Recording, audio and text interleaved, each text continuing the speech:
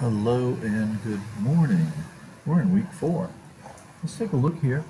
I want surface area and volume. Well, surface area and volume, you got to find the area of the base. Remember, volume is big B times H. Unless it comes to a point, then you have to divide by 3. So the bottom's a triangle, so that's half the base times the height of the prism, which is 17. So it's going to be the base, color that box, put the legs together.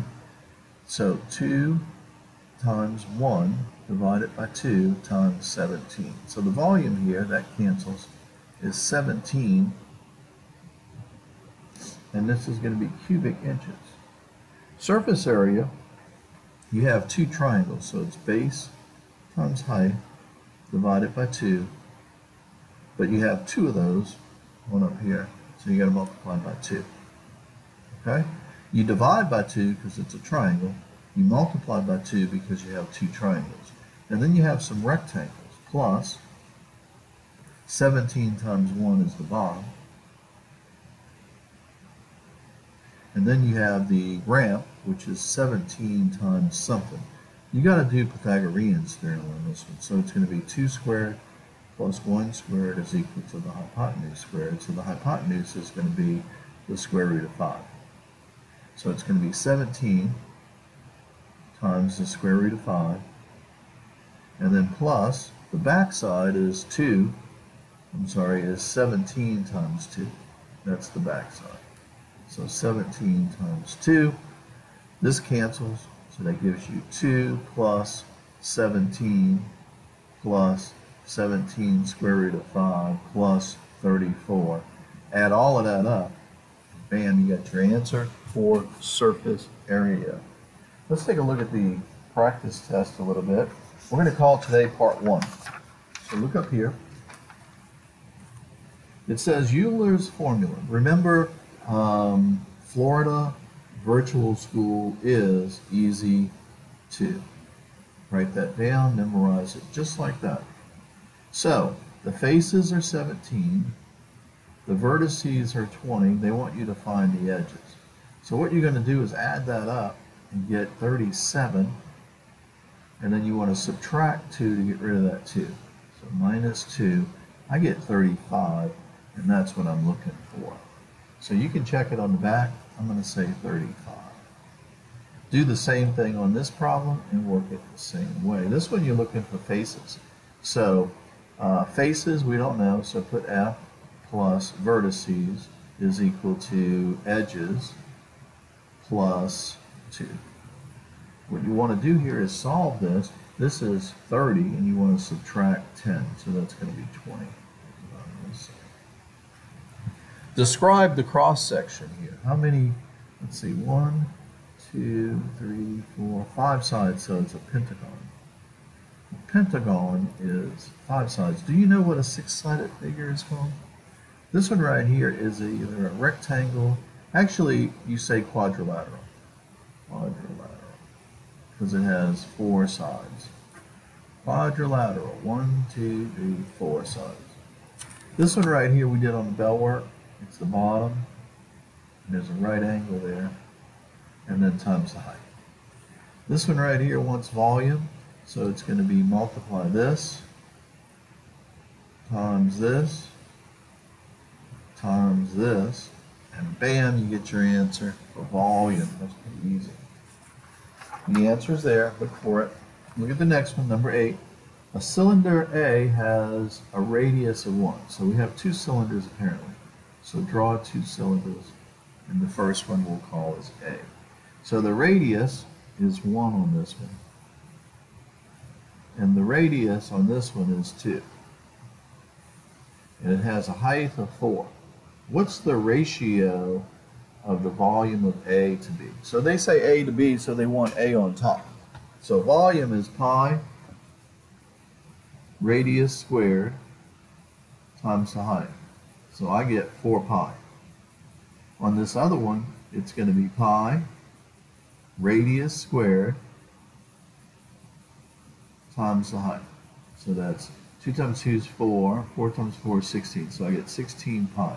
So I'm going to put A over B. So it's going to be 4 pi over 16 pi, and the pi's cancel. So it's a 1/4. So A is 1:4 ratio.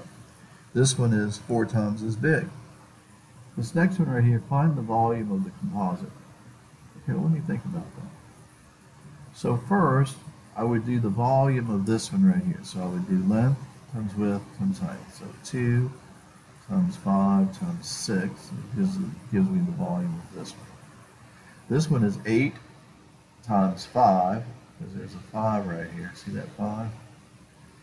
So it's going to be 8 times 5 times 3. And you're going to add that up. So this is going to be 10, so that's 60. This is going to be 40 times 3 is 120. I get 180 cubic centimeters or inches. Number 9. Number 10. Latasha's making a pan of oatmeal bars from a box of mix. The pan is 7 inches wide. Okay, so let's make a little pan here. Use another sheet of paper. So for number 10, make a pan. Something like that. And then it's 7 inches wide. So from here to here is 7 inches. So that's diameter. And it's 20 inches long. So, and 4 inches high. So it's 4 inches deep. Okay, now let me read this again. Oh, it must be rectangular. Okay, so it's 7 inches wide by 20 inches long. And then it's deep. It's deep by 4 inches. Okay, now I got it. How many boxes will she need to fill it to the top? Well, one box is 140 cubic inches. So what we want to do is multiply this out. So 20 length times width times height, and then we want to divide it by 140. So in this case, I would take 20 times 7 times 4, press equals. So I get 560 divided by 140. She's going to need 4 boxes. Exactly. Okay? Now, if it turned out if it came to 4.3, she would need 5 boxes. Not quite 5 boxes, but if 4 boxes would be short. Well, let's take a look at the next one.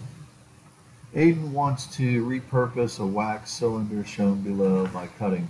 All right, there's the wax, and they give you the volume. Okay, by cutting it into 10 equal cylinders. 10 equal cylindrical pieces. The cylinders have a radius of 4. Okay, so what we want to do is draw a cylinder. We want to put a radius of 4. Okay. Now what we need to do is find the height. The cylinder has a radius 4. How tall is each piece? Okay. The cylinder has a radius of 4. So you're looking for the height. Okay, so you're going to say volume equals pi radius squared h. Here's the volume, so put 1256 times pi times the radius squared, so 4 times 4 is equal to, or times the height. So what you want to do here is divide by these to get rid of them.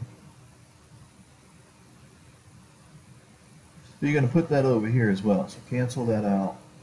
So you're going to get 1260, remove that 4, divide it by 3.14, divide it by 4, divide it by 4.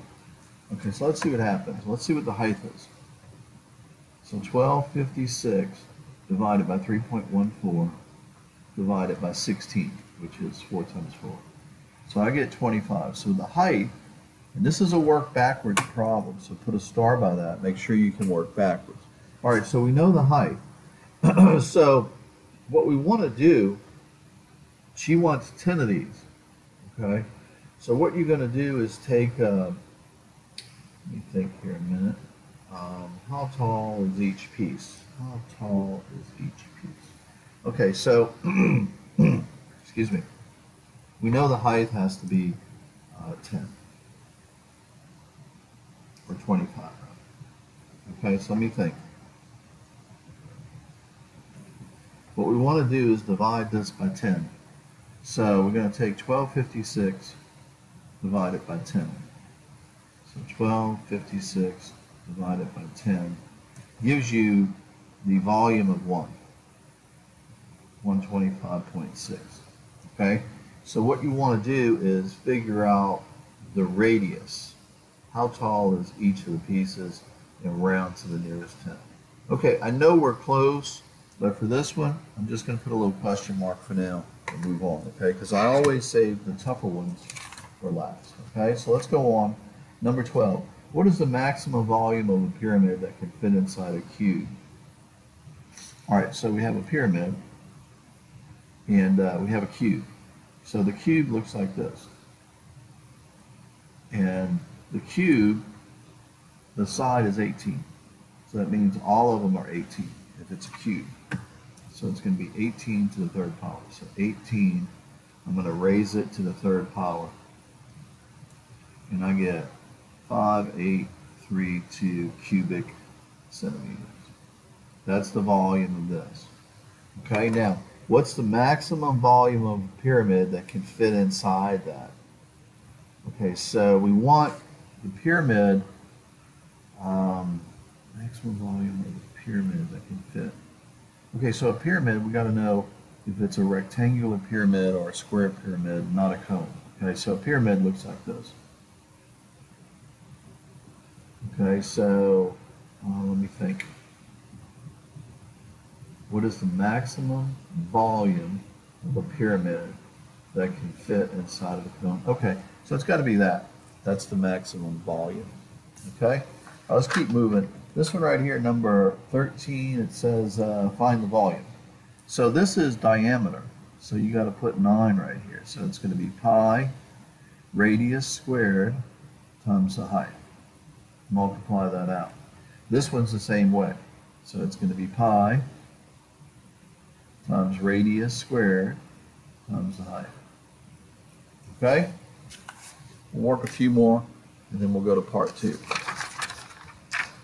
This one right here is find the volume. Okay? Actually, it's surface area. So you want to do, what you have to get here for surface area is the bottom, which is 5 times 5. That gives you the bottom. Then you need this triangle, base times height. So it's going to be base times height. And since it's a triangle, you got to divide by 2. And you have 1, 2, 3, 4 triangles around this. So times 4.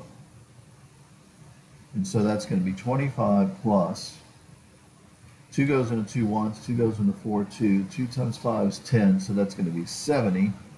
And I'm going to get 95 square feet. The surface area. This is the last one we're going to do today, and we're going to stop right here for now. So look up here. The bottom, this is called your apothem here. It's 1, 2, 3, 4, 5 sides. So draw 5 sides, which is a pentagon. And this part straight down is called your apothem. So that's 4 square root of 3, and put apothem. Area equals apothem times perimeter. Write that down. This is a new formula you need to know. So the perimeter is 8 times 5 is 40. So that's 40. 8 times 5. You got 5 sides, and 5 times 8. And then times the apothem. The apothem is 4 square root of 3. And that gives you the area of the bottom. Okay? So on this one, I think they want surface area. So what you're going to do is multiply that out and get the bottom. So it's going to be square root of 3 times 4 times 40 press equals. I get 277 for the bottom. I'm just going to round it off right there. And then you got some triangles. The triangle is base times height. So it's going to be 8 times 17. Since it's a triangle, you got to divide by 2. And you got 5 triangles. So times 5. So you're going to take 8 times 17 times 5, press equals, divide by 2, and then plus 277. I get 617. is the surface area, and that's going to be square meters. We're going to stop there for today. Memorize this formula. Area equals AP, apothem times perimeter. All right, let's turn our attention now to MCR.